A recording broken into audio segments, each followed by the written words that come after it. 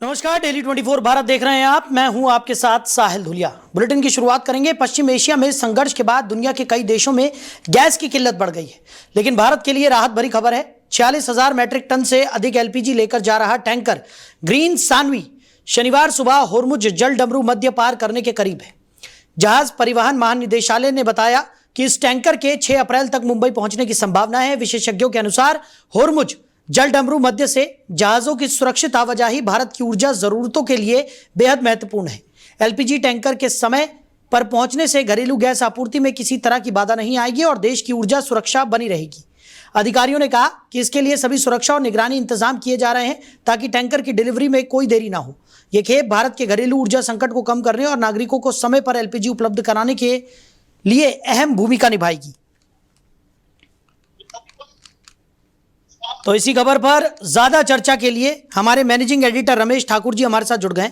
रमेश जी, पश्चिम Asia संघर्ष से gas की जो किल्लतें हैं वो पूरे विश्व भर में देखने को मिल रही है। ऐसे में भारत के लिए एक और राहत भरी खबर निकलकर सामने आई है।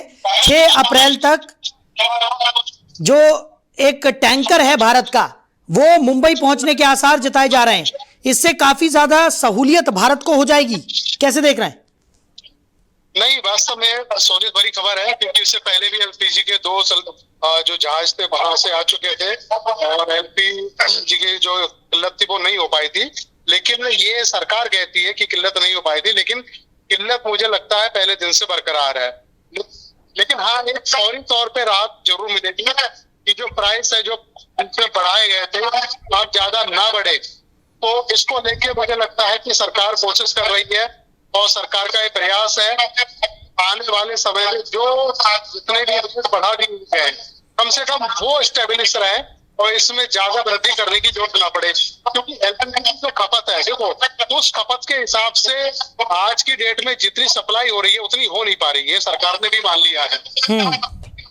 तो मुझे लगता है ये अगर एलपीजी का जो जहाज लेके आ रहा है तो इसका डिस्ट्रीब्यूशन कैसे होता है, क्या कमर्शियल के लिए ज्यादा किया जाएगा, घरेलू के लिए क्या ज्यादा किया जाएगा, तो ये मुझे लगता है जब इसकी सप्लाई की जाएगी तो उसके बाद ही पता चल पाएगा। जी अच्छा रमेश जी, जिस तरीके की स्थिति इस वक्त भारत में देखने को मिल रही है, एक तरफ सरकार का साफ तौर पर कहना है कि किसी तरह का कोई ऊर्जा संकट नहीं है, लेकिन कुछ तस्वीरें हमने देखी हैं जो लगातार इस बात की ओर इशारा कर रहे हैं कि स्थितियां जो हैं वो सामान्य तो कहीं से भी कहीं तक नहीं है। दूसरी तरफ ये खबर निकलकर सामने आना कि जिस तरीके की स्थिति इस वक्त अगर हम बात करें होर्मुज जलमध्य डमरू में देखने को मिल रही है, वहां से भारत का जहाज क्रॉस होने वाला है। 6 अप्रैल तक वो भारत में मुंबई पहुंच भी जाएगा। ऐसे में जो पैनिक सिचुएशन यहाँ पर क्रिएट हो रही है, क्या लगता है कि उसमें कहीं ना कहीं कोई कमी देखने को मिलेगी? देखिए, मुझे लग रहा है जो किल्लत जिसकी आप बात कर रहे हो बरकरार है। हालांकि सरकार इस बात को नहीं मान पा रही है, ये बहुत बड़ा मजाक सा लगता है। लेकिन जो एलपीजी सिलेंडर जो स्टेट हार्मोन से बाहर निकला है, जो मुंबई पहुंचने वाला है, वो सारी बड़ी शर्तों पे और बहुत बड़ी टोल कीमत देख के वहां से गुजर रहा है। मुझे लगता है कि इसकी भरपाई भी सरकार उपभोक्ताओं से करेगी। और क्योंकि एलपीजी पे पहले बढ़ा दी है, घरेलू पे सिलेंडरों पे रेट पहले भी बढ़ गया है, अगर ये स्थिति बनी रही तो मुझे लगता है कि आने वाले समय में संकट और ज्यादा गहरा गया है और पिछले 10 दिन से गहरा ही गया है। क्योंकि आपने देखा होगा कोई स्टेट का कोई ऐसा कोना नहीं है जहाँ पे ऐसी खबर ना आ रही हो कि रेस्टोरेंट बंद हो गए हों, प्रतिष्ठान बंद हो गए हों। और यहाँ तक कि कल हमने आनंद विहार बस अड्डे से ये ऐसे विजुअल देखे हैं जो मजदूर, प्रवासी मजदूर हैं, उनको घरेलू सिलेंडर नहीं मिल पा रहा, वो काम धंधे छोड़ के अपने गांव के लिए जा रहे हैं। तो ये किल्लत तो ही मुझे लगता है सरकार को मानना चाहिए। जी चलिए रमेश जी, हमारे साथ जुड़ने के लिए, इस तमाम चर्चा के लिए आपका बहुत शुक्रिया। तो पश्चिम एशिया संघर्ष से गैस की बड़ी किल्लत पूरे विश्व भर में देखने को मिल रही है भारत के लिए, लेकिन राहत भरी खबर सामने आई है। 6 अप्रैल तक टैंकर मुंबई पहुंचने की संभावना जताई गई है। पश्चिम एशिया संघर्ष लगातार जारी है और उस बीच भारत के लिए इस खबर को काफ़ी अहम माना जा रहा है। वहीं मिडिल ईस्ट की जंग अब एक नए और खतरनाक मोड़ पर पहुंचती दिखाई दे रही है। अब तक टकराव मुख्य रूप से ईरान और अमेरिका इजराइल के बीच सीमित था, लेकिन हाल ही में खाड़ी के देशों खासकर संयुक्त अरब अमीरात को लेकर ईरान ने बेहद सख्त रुख अपना लिया है। तेहरान के वरिष्ठ अधिकारियों का कहना है कि ईरान को भरोसा है कि यूएई इस जंग में सिर्फ मूक दर्शक नहीं बल्कि सक्रिय भूमिका निभा रहा है। आरोप है कि यूएई ने अमेरिकी और इजरायली सैन्य ठिकानों का इस्तेमाल करने दिया और कुछ एयर फैसिलिटी भी ऑपरेशन के लिए मुहैया कराई। यही कारण है कि ईरान अब खाड़ी देशों को भी सीधे निशाना बनाने की चेतावनी दे रहा है। ईरान ने साफ कहा है कि अगर उसके खिलाफ किसी भी तरह का ग्राउंड इन्वेजन होता है, खासकर उसके द्वीपों या जमीन पर कब्जा करने की कोशिश की जाती है, तो हमला करने वाले देश को सीधे दुश्मन माना जाएगा। इसके जवाब में ईरान केवल सैन्य ठिकानों तक सीमित नहीं रहेगा बल्कि सरकारी संस्थान, आर्थिक ढांचे, निवेश प्रोजेक्ट्स और व्यावसायिक हितों को भी निशाना बना सकता है। मीडिया रिपोर्ट्स के मुताबिक अमेरिका यूएसए होर्मुज स्ट्रेट के आसपास ईरानी द्वीपों खार्ग और केशम पर कब्जा करने की योजना बना रहा है, जिसमें खाड़ी देशों में मौजूद अमेरिकी बेस का इस्तेमाल संभव है। यही बिंदु यूएई की भूमिका पर सवाल खड़े कर रहा है। वहीं फरीदाबाद से बड़ी खबर निकलकर सामने आ रही है। हरियाणा के मुख्यमंत्री नायब सिंह सैनी ने एफएमडीए की बैठक के बाद महत्वपूर्ण बातें साझा की हैं। उन्होंने कहा कि बैठक में कई मुद्दों पर चर्चा हुई और शहर की मूलभूत सुविधाओं में सुधार के उपायों पर विचार किया गया। मुख्यमंत्री ने बताया कि भविष्य की आवश्यकताओं को ध्यान में रखते हुए कई महत्वपूर्ण कदम उठाए गए हैं। उनका कहना है कि फरीदाबाद को एक आधुनिक, स्वच्छ, सुगम और हरित शहर बनाने के लिए लगातार प्रयास किए जा रहे हैं। उन्होंने ये भी स्पष्ट किया कि नगर नियोजन और बुनियादी ढांचे में सुधार उनकी प्राथमिकताओं में शामिल है। सीएम ने नागरिकों से सहयोग की अपील करते हुए कहा कि सामूहिक प्रयासों से ही शहर को और बेहतर बनाया जा सकता है। इसके साथ ही उन्होंने शहर की बढ़ती आबादी और औद्योगिक विकास को ध्यान में रखते हुए योजनाओं को आगे बढ़ाने की भी जानकारी दी। बजट भी पास किया गया, लगभग 988 करोड़ रुपए बजट पास किया और उसमें इस बजट के अंदर जो इंफ्रास्ट्रक्चर को लेकर के, चाहे सीवरेज की बात है, सीवरेज के साथ साथ ड्रेनेज की सफाई की बात हो, ड्रेनेज के साथ साथ पेयजल की बात हो, सड़कों की बात हो और चाहे हमारी ग्रीन बेल्ट की बात हो, इन सब को लेकर के चर्चा की गई है। रिन्यूएबल से जो पानी आता है उसको लेकर के चर्चा की गई है कि पीने के पानी की कोई दिक्कत समस्या ना हो, पहले ही हम उस पूर्ति को पूरा कर लें। स्वच्छता को लेकर के बात हुई है, बहुत सारे मुद्दों के ऊपर चर्चा हुई है और उनमें जो मूलभूत सुविधाएं हैं उनके अंदर सुधार किया बजट। वहीं बिहार बेगूसराय में केंद्रीय मंत्री गिरिराज सिंह ने एक विवादित बयान देते हुए कहा कि कुछ मुस्लिम संगठन भारत को इस्लामिक देश बनाने का प्रयास कर रहे हैं। उन्होंने स्पष्ट किया कि ऐसा कोई प्रयास सफल नहीं हो सकता। केंद्रीय मंत्री ने आगे कहा कि देश में एक कानून यानी यूनिफॉर्म सिविल कोड यूसीसी लागू होगा। उनका कहना था कि ये यूसीसी नरेंद्र मोदी की सरकार रहते हुए देश में लागू किया जाएगा। उन्होंने इसे देश की समानता और एकता के लिए आवश्यक कदम बताया। सियासी विश्लेषकों का कहना है कि मंत्री के इस बयान से बहस और राजनीतिक चर्चाएं तेज हो सकती हैं। वहीं विपक्ष ने इसे संवेदनशील मसला बताते हुए नाराजगी जताई है। ये मुस्लिम संगठन पता नहीं इसके दिमाग में इसे इस्लामिक कंट्री भारत को बनाना चाहते हैं, इस्लामिक भारत, जो संभव नहीं है। एक देश एक कानून, वही यूसीसी और ये नरेंद्र मोदी की सरकार रहते हुए देश में लागू होगा। और जो स्टेट इसे लागू नहीं करते हैं उनको मुस्लिम प्रेम स्पेशल वोट के लिए, ये मुस्लिम और हिंदू का सवाल नहीं है, सवाल है एक देश एक कानून, एक देश एक कानून। और मुस्लिम संगठन इसे शरिया कानून से भारत को बदलना चाहते हैं, जो असंभव है। मुस्लिम वहीं केरल में आगामी चुनाव को लेकर राजनीतिक हलचल तेज है। कांग्रेस नेता शशि थरूर ने मल्लपुरम में चुनावी रैली के दौरान राज्य में यूडीएफ की संभावित वापसी पर बयान दिया। उन्होंने कहा कि कांग्रेस के नेतृत्व वाले यूडीएफ को केरल में अच्छा बहुमत मिलने की संभावना है और पार्टी सत्ता में लौट सकती है। रैली में जब उनसे पूछा गया कि अगर यूडीएफ सत्ता में आती है तो मुख्यमंत्री कौन होंगे, तो थरूर ने साफ कहा कि यह निर्णय लेना उनका काम नहीं है। उन्होंने ये भी स्पष्ट किया कि मुख्यमंत्री पद के उम्मीदवार का चुनाव कांग्रेस हाईकमान की तरफ से निर्वाचित विधायकों से विचार विमर्श करने के बाद किया जाएगा। शशि थरूर के इस बयान से यह संकेत मिलता है कि पार्टी नेतृत्व अभी भी मुख्यमंत्री पद के लिए अंतिम निर्णय लेने के लिए विधायकों और चुनाव परिणाम का इंतजार करेगा। राजनीतिक विश्लेषक मानते हैं कि यह कदम चुनावी रणनीति का हिस्सा है और मतदाताओं को संदेश देने के लिए भी अहम है कि निर्णय लोकतांत्रिक प्रक्रिया के अनुसार लिया जाएगा। इसके अलावा थरूर ने यूडीएफ की साख और चुनावी मंच पर पार्टी के नजरिए को भी बल दिया। उन्होंने कहा कि पार्टी राज्य के विकास, सामाजिक न्याय और जन कल्याण को प्राथमिकता देगी। वहीं खड़गपुर पश्चिम मोदनीपुर से बड़ी राजनीतिक खबर सामने आई है। खड़गपुर सदर विधानसभा क्षेत्र के भाजपा उम्मीदवार दिलीप घोष ने अपने नामांकन से पहले एक भव्य रोड शो आयोजित किया। इस मौके पर उन्होंने दिल्ली की मुख्यमंत्री रेखा गुप्ता और पश्चिम बंगाल विधानसभा में नेता प्रतिपक्ष शुवेंदु अधिकारी के साथ जनता को संबोधित भी किया। रोड शो के दौरान बड़ी संख्या में पार्टी कार्यकर्ता और स्थानीय लोग शामिल हुए। उन्होंने उम्मीदवार और पार्टी का समर्थन जताया। राजनीतिक विश्लेषकों के अनुसार ये रोड शो चुनावी प्रभार का अहम हिस्सा है और उम्मीदवार को जन समर्थन दिखाने का अवसर प्रदान करता है। इस रोड शो का मकसद मतदाताओं के बीच भाजपा के एजेंडे और उम्मीदवार की लोकप्रियता को बढ़ाना बताया जा रहा है। आयोजन के दौरान सुरक्षा के व्यापक इंतजाम किए गए थे और सोशल डिस्टेंसिंग, साथ ही यातायात व्यवस्थाओं का भी ध्यान रखा गया। वहीं हनुमानगढ़ से खबर है कि दयानंद उच्च माध्यमिक विद्यालय टोपरिया की छात्रा निकिता चौधरी ने 12वीं बोर्ड परीक्षा में 99.20% अंक हासिल कर राजस्थान में तीसरा स्थान प्राप्त किया है। निकिता के पिता राजपाल प्राइवेट कंपनी में कार्यरत हैं, जबकि माता बाला देवी गृहिणी हैं। निकिता ने अपनी सफलता का श्रेय माता पिता और स्कूल के शिक्षकों को दिया। उन्होंने बताया कि बोर्ड परीक्षा की तैयारी के लिए उन्होंने नियमित रूप से 10 घंटे तक कड़ी मेहनत और लगन से पढ़ाई की।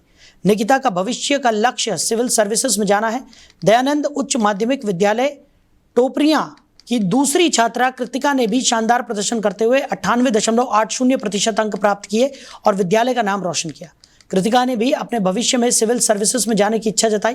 विद्यालय के स्टाफ और छात्रों ने इस उपलब्धियों पर खुशी जाहिर करने के लिए क्षेत्र के गांवों में जाकर डीजे वाहन रैली निकाली और एक दूसरे को बधाई भी दी। इस तरह दोनों छात्राओं की मेहनत और सफलता ने पूरे विद्यालय और क्षेत्र का मान बढ़ाया। बच्चों ने बहुत बढ़िया रिजल्ट दिया और उसके लिए मैं गौरवान्वित हूँ और आगे ये सब रिजल्ट आए और सभी स्टाफ साथियों को मैं धन्यवाद देना चाहती हूँ। बहुत अच्छा लग रहा है, बहुत गौरवान्वित महसूस हो रहा है। Like my special dream was. विद्यालय स्टाफ के प्रति क्या कहना चाहिए? विद्यालय में आपका पूरा परिवार है, इसके प्रति कोई दोष है? उनका पूरा क्रेडिट है। उन्होंने हमेशा पॉजिटिवली सपोर्ट किया है, हमेशा एकदम फ्रेंडली वे में पढ़ाया है। सब में बहुत अच्छा। आगे क्या करना चाहते हो? आगे सिविल सर्विसेज करना चाहती हूँ। बहुत अच्छा लग रहा है। It's like a dream come true और एक्सपेक्ट तो किया था पर इतना नहीं किया था, तो इट्स वेरी वेरी ओवरवेलमिंग। क्या श्रेय किनको श्रेय देना चाहेंगे इतनी सफलता के लिए? पूरा क्रेडिट टीचर्स का है सबसे पहले तो, क्योंकि उन्होंने टीच कराया और पेरेंट्स का भी पूरा सपोर्ट रहा है। कितना पढ़ाई करते थे लगभग? क्वांटिटी से ज़्यादा क्वालिटी मैटर करती है, तो 6 घंटे इनफ है, तो जितना पढ़ रही उतना अच्छे से। वहीं विराटनगर नगर पालिका क्षेत्र में रहने वाले नन्नू राम सैनी ने विराटनगर थाना पुलिस को रिपोर्ट दी कि सामलाती जमीन पर खड़े होकर मोबाइल देख रहे थे, तभी देशराज, ओम प्रकाश, किशन, बनवारी, मनीष, राकेश, भीमराज, माया देवी, राजेंद्र, योगेश ने उन पर हमला कर दिया। हमले में देशराज और ओम प्रकाश ने लाठियों से दोनों पैर गंभीर रूप से जख्मी कर दिए, जबकि अन्य आरोपियों ने लात घूंसों से नन्नू राम को जमीन पर गिराकर मारा।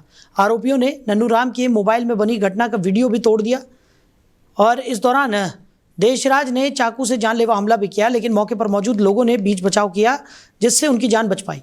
आरोपियों ने नन्नू राम और उनके परिवार को धमकी दी कि अगर वो ज़मीन पर फिर आए तो उनकी जान ले ली जाएगी और महिलाओं के झूठे मामलों में फंसाकर जेल भेज दिया जाएगा। नन्नू राम ने पुलिस से आग्रह किया है कि आरोपियों के खिलाफ कड़ी कार्रवाई की जाए। विराटनगर थाना पुलिस ने मामला दर्ज कर जांच शुरू कर दी है और फिलहाल आरोपी फरार है। पुलिस पूरे मामले की गंभीरता से जांच कर रही है। और देशराज है जो नगर पालिका की टैक्स लेके दादागिरी करवा दिया, तो मैं वीडियो बना रहा था, मेरे लोग तो फोन फोड़ दिए और मेरा कुआड़े से हाथ काट दिया, मेरे पैर है ना फ्रैक्चर कर दिया और कुआड़ा देशराज चलाया, प्रकाश चलाया उसका लड़का, दुकान से यानी कुआड़ा उठा के लाए और 5-7 जने हुए हैं साथ में बनवारी है उसका लड़का है, लाला है, लाला का लड़का है, ये सारे मिल गए। मैं अकेला था, मेरे घर कोई नहीं था, मारने का प्लान बना दिया उन्होंने मेरे को। सुबह यानी मैं सुबह से चक्कर काट रहा हूँ, मेरा मेडिकल हुआ, मेरी FR रिपोर्ट दर्ज हुई है, बाकी कोई मेडिकल नहीं कराई जाए, आदमी मर जाए, कुछ भी हो कुछ भी ना हो। और मेरे दोनों पैर हैंड है, मेरा हाथ कटवा दिया है, वो हाथ काट दिया फाड़े से, और कोई सुनाई नहीं हुई है। और आज तक अभी तक कोई गिरफ्तार नहीं करे।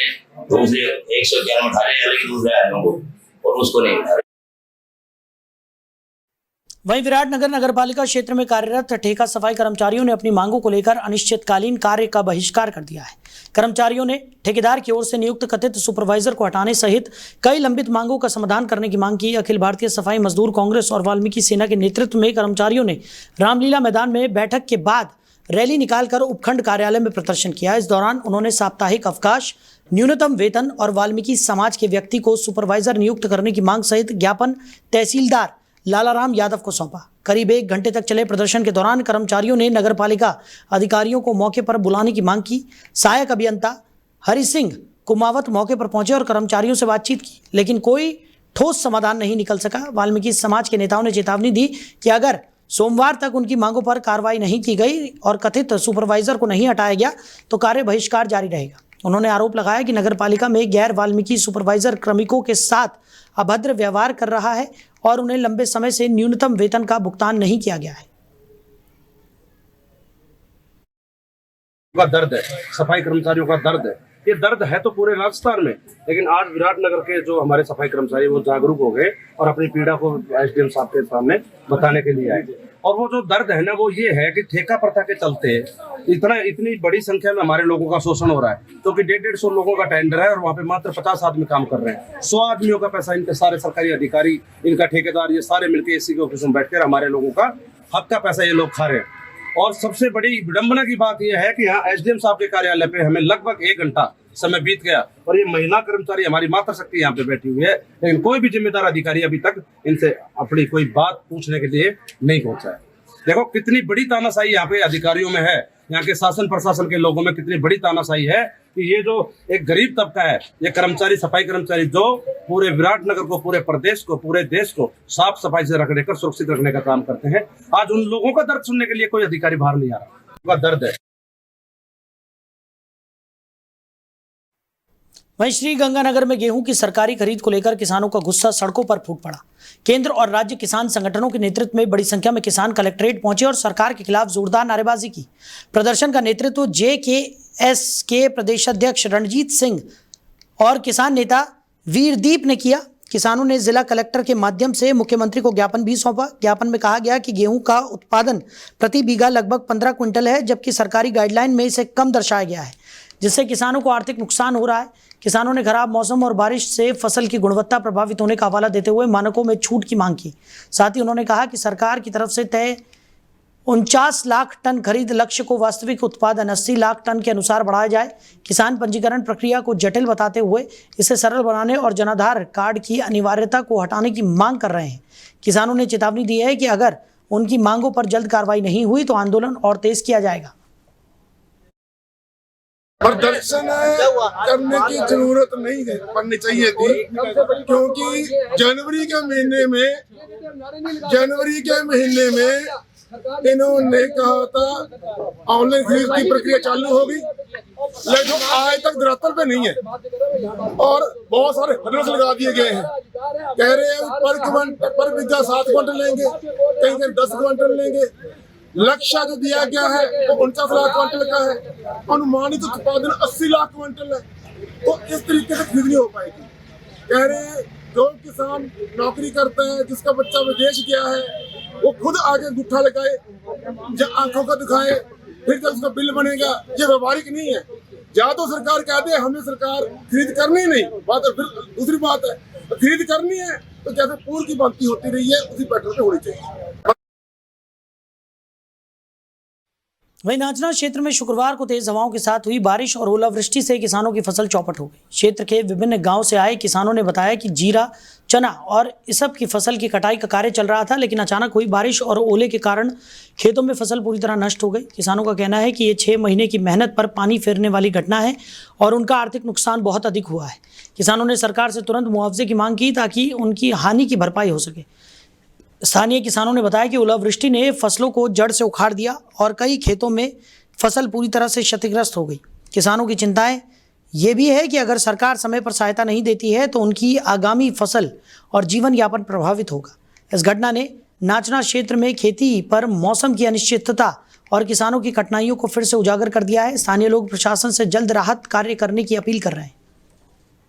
वहीं जैसलमेर में अंबेडकर जयंती समारोह आयोजन समिति रामगढ़ ने अंबेडकर पार्क रामगढ़ में एक महत्वपूर्ण बैठक आयोजित की। बैठक का शुभारंभ भारत रत्न बाबा साहेब डॉक्टर भीमराव अंबेडकर की प्रतिमा पर पुष्प अर्पित कर श्रद्धांजलि देने के साथ हुआ। उपस्थित सदस्यों ने बाबा साहेब के विचारों को जन जन तक पहुंचाने का संकल्प लिया।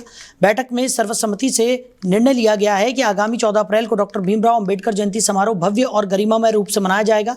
कार्यक्रम की विस्तृत रूपरेखा तैयार की गई, जिसमें मंचासीन अतिथियों का चयन, स्वागत व्यवस्था, मंच संचालन, प्रचार प्रसार, पेयजल और बैठने की व्यवस्था सहित विभिन्न जिम्मेदारियां सदस्यों में बांटी गई। आयोजन को सफल बनाने के लिए समिति ने व्यापक तैयारियां शुरू कर दी हैं। समारोह 14 अप्रैल को शाम 4 बजे अंबेडकर पार्क रामगढ़ में आयोजित होगा। कार्यक्रम में सामाजिक समानता, शिक्षा, संविधान की भावना तथा बाबा साहेब के संघर्ष और योगदान पर वक्ता अपने विचार व्यक्त करेंगे।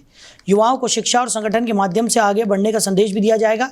आयोजन समिति रामगढ़ ने क्षेत्र के गणमान्य नागरिकों, जनप्रतिनिधियों, युवाओं, महिलाओं और समाज के सभी वर्गों से अपील की है कि वो अधिक से अधिक संख्या में उपस्थित होकर जयंती समारोह को सफल बनाएं। समिति ने कहा कि यह कार्यक्रम सामाजिक एकता को मजबूत करने और बाबा साहेब के विचारों को जन जन तक पहुंचाने का महत्वपूर्ण अवसर होगा। संविधान निर्माता बाबा साहेब डॉक्टर भीमराव अंबेडकर जयंती आयोजन समिति रामगढ़ से मैं तंगाराम चौहान आज अंबेडकर पार्क रामगढ़ में आगामी 14 अप्रैल को भारत रत्न बाबा साहेब डॉक्टर भीमराव अंबेडकर की जयंती समारोह के संबंध में बैठक का आयोजन किया गया। बैठक में उपस्थित सभी सदस्यों द्वारा बाबा साहेब के विचारों को जन जन तक पहुंचाने का संकल्प लिया गया। आज की बैठक में कार्यक्रम की रूपरेखा तैयार की गई, कार्यक्रम की व्यवस्थाओं के बारे में विचार विमर्श किया गया और अलग अलग टीमें बनाकर सभी साथियों को कार्यक्रम के संबंधी जिम्मेदारी भी सौंपी गई, जैसे टेंट व्यवस्था है, पेयजल व्यवस्था है, बाइक रैली व्यवस्था है, वाहन खड़े करने की व्यवस्था है। इन सब की टीमें बनाकर सभी युवा साथियों को अलग अलग जिम्मेदारी दी गई और आयोजन समिति द्वारा समस्त ग्रामवासियों, माताओं, बहनों, बच्चों, युवाओं से आग्रह किया जाएगा कि अधिक से अधिक संख्या में इस कार्यक्रम में पधारकर कार्यक्रम को सफल बनाने हेतु आग्रह करेंगे।